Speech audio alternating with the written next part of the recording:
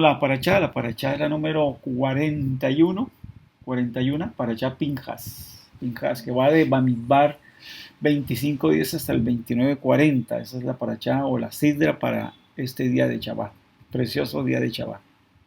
Entonces, vamos a entrar con un resumen primero, ¿sí? Para más o menos ver el tema de esta sidra.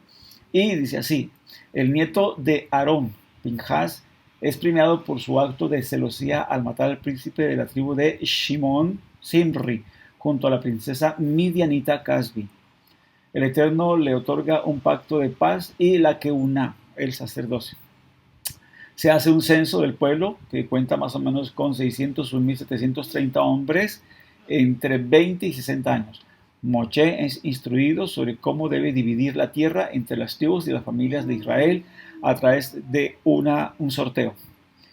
Las 5 hijas de Zelofehad piden a Moshe que les conceda la porción de tierra que le pertenece a su padre, quien muere sin hijos varones. El Eterno acepta su pedido y lo incorpora dentro de las leyes de la herencia allí en la Torah, acerca de las tierras. Moshe lega el poder en manos de Yehoshua para que lo suceda y introduzca al pueblo la tierra, ¿verdad?, prometida, la tierra de Israel. La sección concluye con una detallada lista de ofrendas diarias, las ofrendas adicionales traídas en Shabbat, Rosh Hodesh, principio de mes, y las festividades de Pesach, Shavuot, Rosh Hashanah, Yom Kippur, Sukkot y Shemini Atzeres. Y vamos entonces a tratar en esta paracha, ¿sí? Es sentido con ustedes compartir, tratar los personajes centrales aquí en esta sidra, ¿no? Que es Pinjas, Simri, Koshbi y Yehoshua. Sí, entonces vamos a estar mirando allí algunas cosas interesantes, ¿verdad? A ver qué nos enseña la paracha acerca de estos personajes.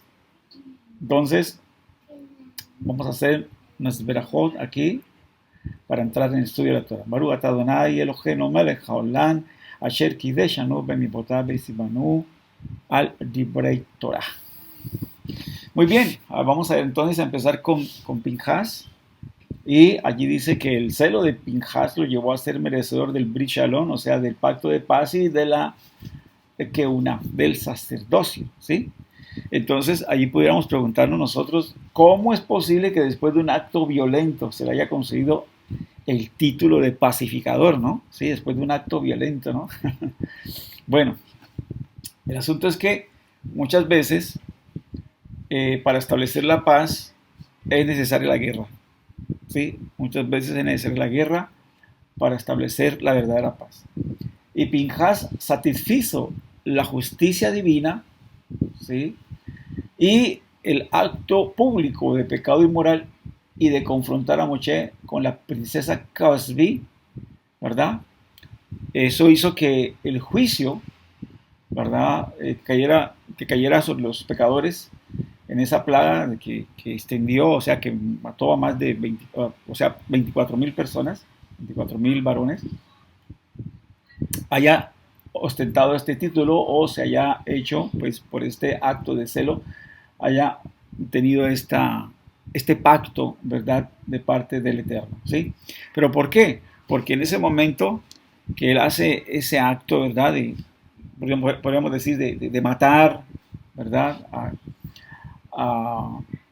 a estos dos personajes, entonces ahí se detiene la plaga que estaba matando, pues, al pueblo de Israel. Y hace que la paz vuelva otra vez y la reconciliación entre el Eterno y la nación de Israel, ¿sí? Ahora, ¿por qué se le dio a él eso? El pacto de paz, ¿por qué se le dio también la Keuná, sí, el sacerdocio? Porque esa es la tarea, esa es la tarea de un sacerdote. La tarea de un sacerdote es presentar sacrificios u ofrendas para reconciliar al pueblo con el Eterno, ¿sí? Entonces, por eso a él se le concede esos pactos, ¿no? O sea, el sacerdocio que tenía Aarón también lo puede ejercer Pinjas para traer la paz entre el Eterno y el pueblo, para que ofrezca las ofrendas correspondientes para reconciliar al pueblo con el Eterno. Y así como Aarón se esmeraba por mantener la paz y la reconciliación, la Torá denota que Pinjas es descendiente de Aarón. Allí en el 25:11 dice para que el pueblo no objetara que era descendiente de una familia idólatra, ¿sí? Porque por parte de la madre, ¿verdad? Él tenía allí vínculos con Yitro, ¿sí? Ya sabemos que Yitro era un idólatra, pero él se convirtió al Dios de Israel. Entonces, por eso la Torah ahí denota y dice, ¿verdad? Que Pinjas es descendiente de Aarón. En el 25:11 se habla de eso. Aquí hay algo interesante que Rab Meir Bergman explica, sí, explica acerca de esto. Y yo quise pues traer esta anotación que hace este Rab. Dice, cuando Hashem declaró en esta situación que Pinjas era descendiente de Aarón, él estaba diciendo claramente que esa fue la línea sanguínea que lo llevó a cumplir ese acto extremo. Aarón mismo hubiera llegado corriendo al campamento con su lanza, dispuesto a matar a los dos transgresores de un solo golpe. Pero entonces nos preguntamos, ¿pero cómo así que Aarón? ¿Cómo puede ser posible, verdad? Que en una persona que ama la paz como Aarón, ¿verdad?, pudiera cometer un acto tan violento. Entonces, ¿por qué la escritura señala esto? ¿Sí? ¿Por qué los sabios comentan acerca de esto? De que por la línea de Aarón, ¿verdad?, él hizo ese acto. ¿No? Cuando Aarón mismo era un pacificador, una persona que era llena de ajabá y que trataba de establecer la paz entre el pueblo, entre el prójimo y todo. Muy bien, entonces aquí el Hatán Sofer señala que el lenguaje de la Mishnah en Avot, sí, tratado de Avot 1:12, describe a Aarón como alguien que ama la paz y persigue la paz. ¿Sí? Ama la paz y persigue la paz. Son dos cosas interesantes allí. ¿Qué significa esta descripción dual? ¿Sí? Ama la paz y persigue la paz. Ella refleja dos aspectos de la personalidad de Aarón. Por un lado, él amaba la paz, ¿sí? Era un hombre que difundía armonía y paz entre las personas. Eso era muy cierto y eso así es como lo conocemos, ¿sí? Lo resaltamos en esa característica. Pero a veces tenía que perseguir la paz. ¿Cómo así que perseguir la paz? ¿Qué es eso? Amaba la paz, pero el otro aspecto es perseguía la paz. O sea, tenía que alejar la paz cuando eso era lo correcto. Interesante. La verdadera paz, shalom, es la manifestación de un estado de perfección. Shalem, es de la raíz shalem, ¿verdad? Perfección. El compromiso con lo imperfecto no lleva a la verdadera paz. Ya voy entendiendo entonces. Entonces aquí entendemos que sí, él amaba la paz, pero cuando esa paz no era una paz legítima, entonces él que la perseguía, o sea, él trataba de corregir eso, cuando no era una verdadera paz, no venía de completitud, de perfección, lo que dice allí Shalem, ¿sí? Entonces, en este caso, al enfrentar lo malo, lo despreciable, la búsqueda de la paz demandaba que Aarón dejara de lado una respuesta aparentemente pacífica con las fuerzas del mal, ¿sí? En este caso era necesario que dejara de lado esa paz y que la alejara del campamento judío. Solo entonces sería posible llegar a un estado de verdadera paz, un estado de paz entre el pueblo judío y su Padre en los cielos. O sea que aquí Aarón, o sea, en aras de la paz, de la perfecta paz, hacía todo lo que fuera, ¿sí?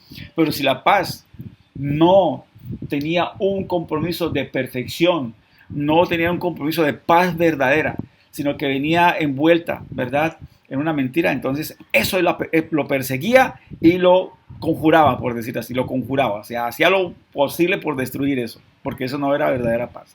O sea que la verdadera paz que perseguía Aarón, o que quería Aarón, era la paz verdadera, la que venía por la perfección, la integridad de las personas. Esa sí era la paz que él perseguía, a toda costa. Pero cuando procedía de una mentira, de un engaño, no, él estaba dispuesto a conjurarla, así como lo hizo su nieto Pinjas, ¿sí?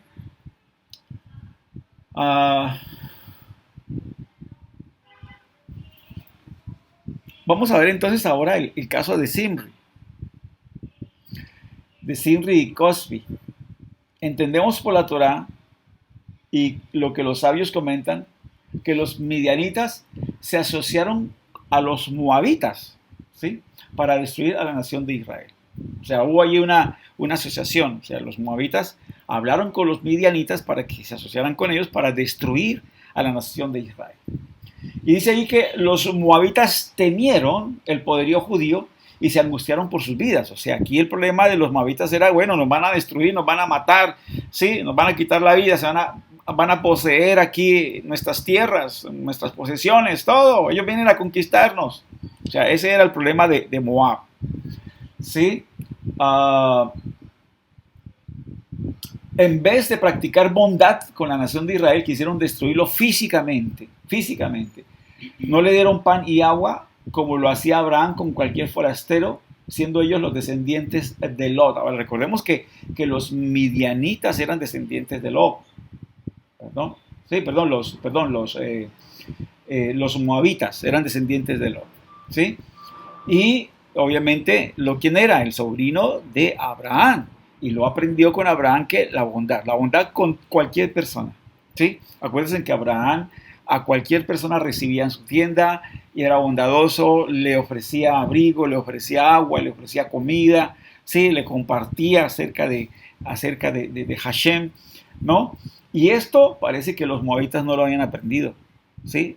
No emularon este ejemplo de Abraham, y por eso cuando el pueblo quiso pasar allí por el territorio de Moab, ellos se negaron rotundamente, a pesar de que Israel les dijo, vean, vamos a comprarle el agua, el pan, lo que sea, lo que vayamos a consumir se lo compramos, se lo pagamos, pasaremos por la calle real principal y no nos meteremos con ustedes. No quisieron y más bien quisieron enfrentar y destruir a la nación de Israel. ¿Sí? Mientras que los midianitas, cuando los moabitas hablaron con los midianitas para que se asociaran y destruir la nación de Israel, los midianitas lo hacían por puro odio a la nación de Israel. Quisieron destruirlo en sus valores morales y espirituales. Mientras que Moab temía por la destrucción física, material, ¿sí? Los midianitas querían destruir a la nación de Israel en la parte moral y en la parte espiritual. Y por eso el Eterno manda más tarde, ¿verdad?, hacer guerra contra los midianitas. Vea que ahí está, los midianitas, no dicen los moabitas, dicen los midianitas. Destruirlos. En el capítulo 25, 15 al 18 habla eso. Dice a los midianitas. Interesante eso. Cuando se trata de enemigos que nos quieren causar daño físico, podemos negociar la paz. O sea, cuando se trata de enemigos que quieren causar daño físico a un material, con ellos podemos tratar la paz. Bueno, ¿qué es lo que quiere? ¿Quiere esto? Bueno, le damos, lo que sea, no hay ningún problema, negociamos la paz. Es más, estamos llamados a hacer la paz antes de entrar en una guerra, a entrar en convenio con nuestro enemigo, ¿sí? Pero cuando se trata de eso, cuando se trata de cosas materiales, físicas, etc. Pero cuando se trata de asuntos espirituales y morales, no hay negociación, hay que destruir porque eso nos afecta. ¿Qué afecta? Nuestra relación con Hashem. Entonces, en lo que afecta a nuestra relación con Hashem, eso es sin compasión, hay que destruir. Pero en lo que nos puede afectar físicamente o materialmente, podemos negociar. Entonces, por eso el Eterno manda a destruir a los midianitas, a hacer guerra contra los midianitas. Le dice específicamente a Moshe, ¿verdad?, que instiga a los midianitas, ¿sí? Instiga, haz guerra contra ellos, destrúyelos. En el 25, 15 al 18. Entonces, los hombres, por esto, los hombres moabitas están prohibidos de emparentar, ¿verdad?, con la nación de Israel. Los hombres moabitas, ¿sí? Y no las mujeres. Las mujeres sí pueden entrar a formar parte de la comunidad de Israel, ¿verdad? ¿Por qué? Porque ellas trataron bien a los judíos. Vean, los comentaristas dicen, los sabios dicen que el pueblo de Moab quería hacer la guerra, pero ¿quiénes? Los hombres querían hacer la guerra contra Israel. Este rey Balak quiso maldecir al pueblo de Israel, querían destruir al pueblo de Israel. Eran los hombres, pero las mujeres no, se quedaron quietas. Y las mujeres, por consejo de Bilam y todo eso, entonces entraron a hacer lo que hicieron, pero pues ellas no lo hicieron, o sea, de adrede. O sea, ellas trataron bien a las personas allí Y hay un comentarista que dice que fueron los hombres de Israel que fueron allá a buscar, ¿verdad? A mirar la mercancía y todo eso, y entonces entraron allá y encontraron a las mujeres allá más bonitas que los ofrecían un poquito de licor, esto y lo otro, los trataron bien y entonces ahí fue donde cayeron. Pero más que todo porque los hombres fueron a buscar, ¿sí? Fueron a buscar allá, fueron a mirar. Entonces, por eso se les permite a la mujer moabita, ¿verdad? Por haber tratado bien de todas formas al pueblo de Israel, a los hombres de Israel, emparentar con ellos. Mas no así los hombres. Los hombres no pueden entrar ni formar parte de la comunidad, como dice ahí la Torá, de la comunidad de Israel. Entonces, allí por eso encontramos a Ruth, la moabita. Ustedes recuerdan, ¿verdad? Que ella se casó con Booz y de allí entonces vino Isaí el padre, ¿verdad?, de David. Podemos emparentar con mujeres gentiles. Esto nos enseña que podemos emparentar con mujeres gentiles si ellas hacen verdadera conversión, ¿sí?, al Dios de Israel y a la Torah. O sea, podemos nosotros emparentar con mujeres gentiles, sí, si ellas hacen conversión verdadera al Dios de Israel y a su Torah. Por ejemplo, Rahab, la que se habla allí, Rahab la ramera, la que puso allá esa señal cuando el pueblo de Israel empezó a conquistar la tierra, allí en Jericó. Ella era una mujer muy hermosa, era una mujer, pues era una prostituta, y dice la historia que ella se casó con Yehoshua, o con Josué. Ella fue la que se casó con Josué posteriormente. Josué la casó a ella, ¿no? Entonces, ¿por qué? Porque ella también se convirtió al Dios de Israel de corazón, y entonces por eso Josué o Yehoshua se casó con ella, ¿no? Y así también sucedió con Ruth, con Boaz, y también sucedió con Akiva. Akiva era un gentil y se convirtió al Dios de Israel porque la mujer, que era judía, ¿verdad?, lo guió a él. Entonces se permite emparentar con un gentil, ¿verdad?, o una mujer gentil, siempre y cuando hayan hecho una conversión real al Dios de Israel y a su Torah. Y encontramos también el caso el otro personaje que es Yehoshua, se nombra, ¿verdad?, aquí en esta paracha como el sucesor de Moshe. Moshe le pide al Eterno, ¿verdad?, que mande un líder, o sea, que no se quede la congregación como oveja sin pastor. Y entonces el Eterno le muestra que es Yehoshua, ¿sí?, su servidor, su discípulo, ¿verdad?, que siempre estuvo ahí al lado de Moshe, el que era el sucesor de él. Sin embargo, el deseo de Moshe era que sus hijos fueran los que heredaran, ¿verdad? O algunos de sus hijos fueran los que estuviera allí en el cargo, ¿verdad?, que tenía Moshe Rabbeinu, ¿no?, de guiar a la nación. Pero dicen nuestros sabios que Yehoshua se ganó este derecho o mereció ser el sucesor de Moshe porque él se preocupaba por los demás. Dice nuestros sabios que él, cuando Moshe iba a enseñar Torah, entonces él arreglaba las sillas, los bancos, todo eso para que la gente se pudiera sentar, pudiera escuchar, ¿verdad?, la enseñanza y todo, y después recogía las sillas, las guardaba, pero se preocupaba porque la gente aprendiera la Torah, mientras que los hijos de Moshe simplemente se sentaban a estudiar Torah, se sentaban simplemente a estudiar Torah. Eso dicen nuestros sabios. Entonces, ¿por qué Yehoshua mereció ser sucesor? Porque él se preocupaba que los demás estuvieran cómodos aprendiendo Torah, ¿sí? O sea, en otras palabras, él estaba deseoso de servir a los demás, de ayudar a los demás, ¿sí? Mientras que los hijos de Moshe solo se sentaban, ¿verdad?, a estudiar Torah. Y de ahí, nuestros sabios derivan 3 cualidades básicas que debe tener un líder, 3 cualidades básicas, ¿sí? Y esas cualidades básicas son las siguientes. La primera es conocer y congeniar con el carácter de los discípulos, ¿sí?, manteniendo la armonía entre ellos. O sea que el líder debe conocer bien a sus discípulos, ¿verdad?, a las personas allí que tiene a su cargo, conocer su carácter, conocer su manera de ser y tratar de buscar siempre armonía entre ellos. Armonía, o sea, es como aquel director de orquesta, que hay diferentes instrumentos, que hay diferentes personas allí tocándolos, y entonces trata de que siempre haya armonía en lo que se está tocando, armonía. Entre todos los instrumentos, ¿verdad?, haya armonía, ¿no? En la melodía que se está tocando. Entonces, más o menos, ese líder debe conocer que cada uno tiene sus características, sus cualidades, sus defectos, etcétera. Debe conocer muy bien a sus discípulos, ¿verdad? Entonces, eso es muy importante. Lo segundo es que sea una persona muy humilde,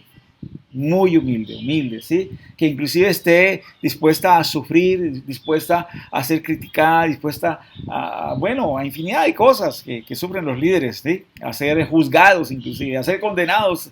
Muchas veces los líderes nos botan al infierno, bueno, listo, no hay problema, ¿sí?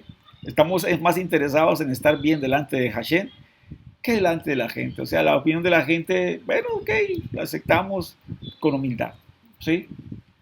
Entonces, ser humildes. Y tercero, ser una persona que sirve a todos, ¿sí? Y que sabe señalar el camino a seguir. O sea, eso debe ser de un líder, ¿no? Que es para servir. Los líderes están para servir. Yo les decía en la paracha pasada que un político está para servir al pueblo y no para que el pueblo sirva a sus intereses personales o partidistas, ¿sí? Eso es lo que es un buen político, el que sirve al pueblo, el que ayuda al pueblo, ¿sí? Entonces, esas son las tres cualidades básicas que dicen nuestros sabios, y esas tres cualidades esenciales tenía ¿quién? Yehoshua, y que las obtuvo obviamente de Moshe Rabeno, porque Moshe Rabeno tuvo todas estas cualidades. Acuérdense que en su época él era el hombre más humilde de toda la tierra. Fue un hombre que estuvo dispuesto a morir por el pueblo y en todo sirvió a Israel. En todo sirvió a Israel. Y eso lo aprendió Yehoshua. Allí su discípulo, el que estuvo siempre junto a él. Tenía estas características. Y muchos de nuestra nación, sí, muchos líderes de nuestra nación, ¿verdad? No solamente sirvieron, sino que dieron sus vidas por Kiddush Hashem, por santificar el nombre de Hashem. Muchos, ¿sí? ¿Por qué? Porque han aprendido de estas cualidades. ¿Sí? Han sido líderes que han tenido siempre estas características, ¿sí? ¿Y qué diríamos nosotros, verdad? De nuestro santo maestro que encarnó y perfeccionó estas cualidades, ¿sí? Yeshua el Mashiach. Dice la escritura, manso y humilde, siempre sirviendo a todos los que se acercan a él, y habiendo ofrecido su vida voluntariamente, no para una causa pequeña, una causa de verdad justa, no, sino para el rescate de Israel y del mundo entero, ¿sí? O sea, él ofreció su vida voluntariamente por Kiddush Hashem, ¿sí? Para salvar, rescatar a Israel y rescatar al mundo entero.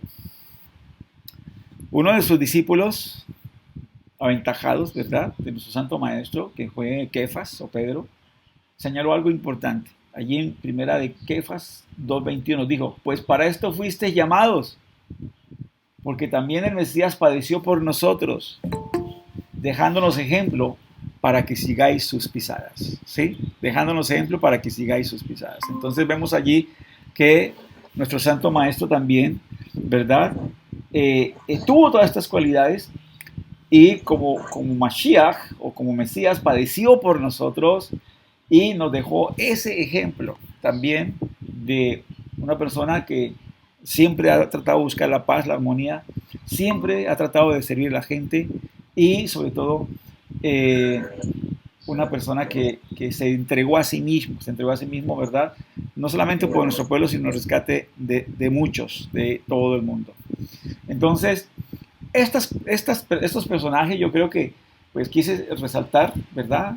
Todo esto porque algo nos enseña, ¿verdad? Cada uno de estos personajes, ¿sí? Y por eso pues quise compartir con ustedes estas cualidades, estas características y todo lo que estos personajes encarnan, ¿no? Tanto Pinjas, su celo, ¿verdad? Por la justicia divina, lo que pasó con Zimri y Cosby, ¿no?